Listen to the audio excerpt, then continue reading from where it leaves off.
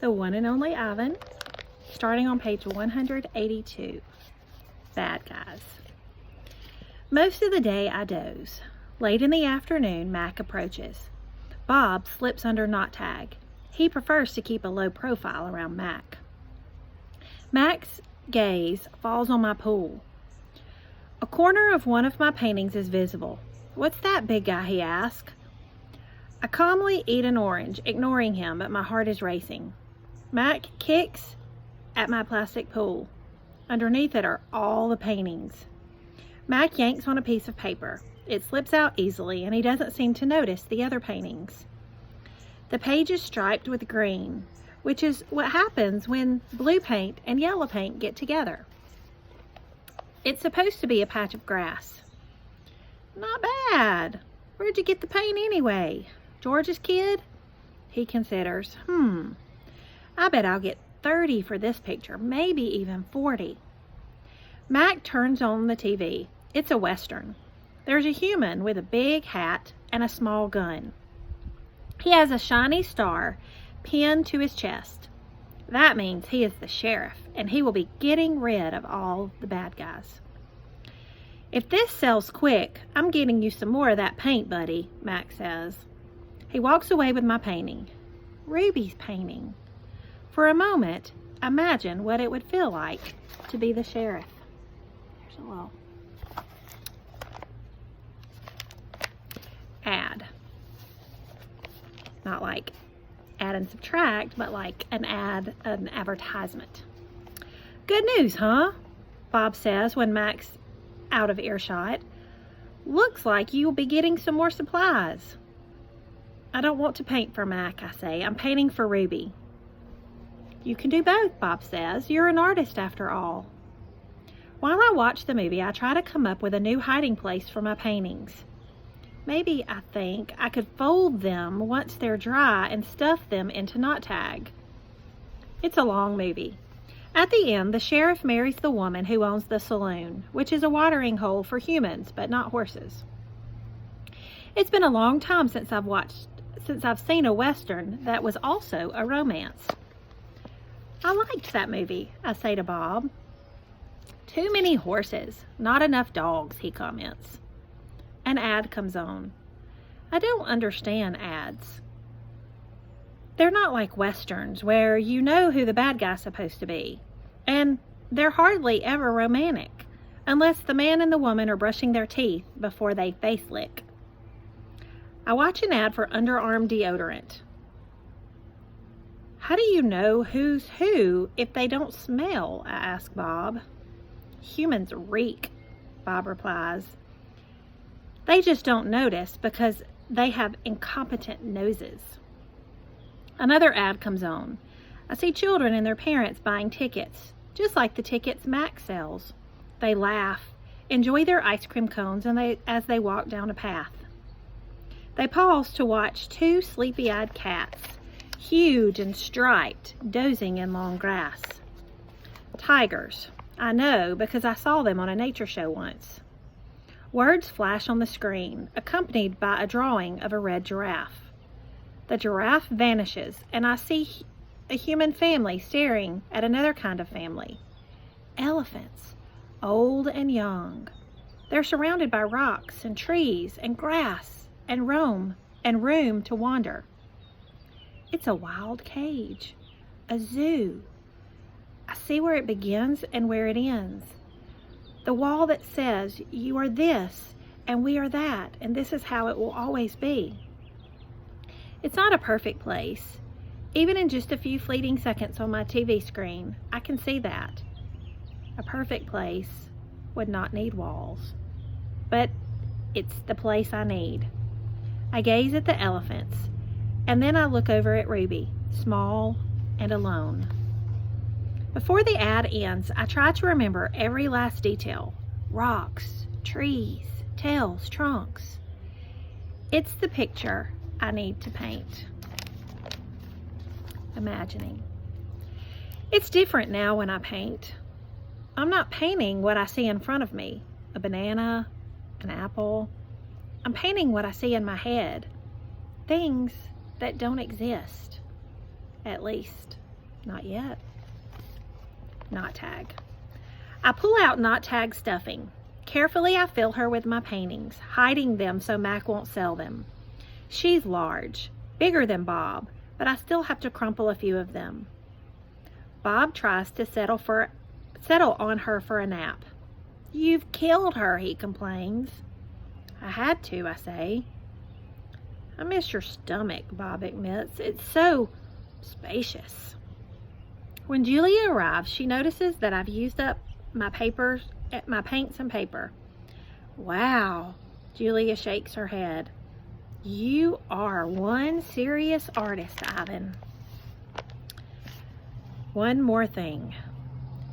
My finger painting has sold for $40 with frame. Mac is happy. He brings me a huge pile of paper and big buckets of paint. Get to work, he says. I paint for Mac during the day and for Ruby at night. I nap when I can.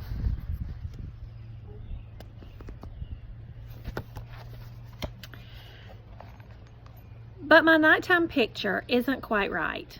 It's big, that's for sure. When I place all the pieces on the floor of my cage side by side, the cement is almost completely covered. But something is still missing. Bob says I'm crazy. There's Ruby, he says, pointing with his nose. There's the zoo. There are the other elephants. What's wrong with it? It needs one more thing, I say. Bob groans. You're being a temperamental artist. What could be missing? Is Ruby asleep? I stare at the huge expanse of colors and shapes. I don't know how to explain to Bob that it isn't done yet. I'll just have to wait, I say at last. Something will come to me, and then I'll know my painting is finally ready. The 7 o'clock show. During the last show of the day, Ruby seems tired. When she stumbles, Mac reaches for the claw stick. I tense, waiting for her to strike back.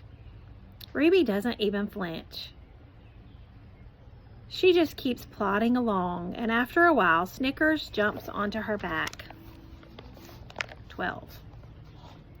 I lie in my cage with Bob on my stomach. We are watching Julia do her homework. She doesn't seem to be enjoying it. I can tell because she is sighing more than usual. Probably like a lot of you not liking to do your homework. Again, for the 100th time, or maybe the 1000th, I wonder what is missing from my painting. And for the 100th time, or maybe the 1000th, I don't have an answer. Dad, Julia says as George passes by with a mop, can I ask you a question? May I? George corrects. Ask away. Julia glances down at a piece of paper. What's the difference between the word spelled P-R-I-N-C-I-P-A-L and the one spelled P-R-I-N-C-I-P-L-E?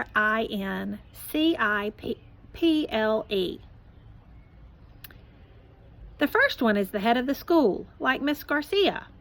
Principal, like Dr. Yeager. The second one is a belief that helps you know what's right or wrong. He smiles. For example, it's against my principles to do my daughter's homework for her. Oh, Julia groans. If I'm going to be an artist when I grow up, why do I need to know how to spell? With a laugh, George heads off. Poor Julia, I think. Gorillas get by just fine without learning how to spell. All those endless letters, those sticks and circles and zigzags, filling up books and magazines, billboards and candy wrappers. Words. Humans love their words. I leap up. Bob goes flying straight into my pool. A word! You know how I feel about being wet, Bob yells. He scrambles out of the water, shaking each foot in dismay. I look out my window at the billboard. I can still hear Mac's voice in my head. Come to the Exit 8 Big Top Mall and Video Arcade, home of the one and only Ivan, mighty Silverback. I count to 12, and then I count again just to be sure. I lay out 16 pieces of poster board, 4 down, 4 across, a perfect square. "What are you up to?" Bob demands.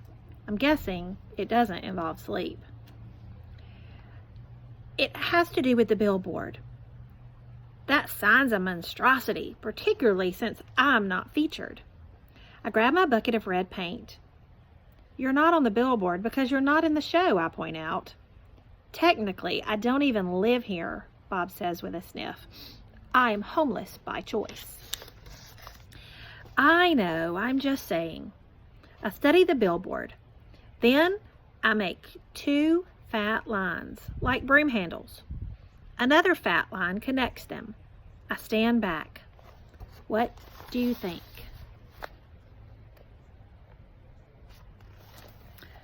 What is it? No, wait, let me guess. A ladder. Not a ladder, I say. A letter. At least, I think that's what they're called. I have to make 3 more. Bob cuddles up next to Knot Tag. "Why?" he asks, yawning. "Because then I'll have a word. A very important word." I dip my fingers into the paint. "What word?" Bob asks. "Home." Bob closes his eyes. "That's not so important," he says quietly. Nervous.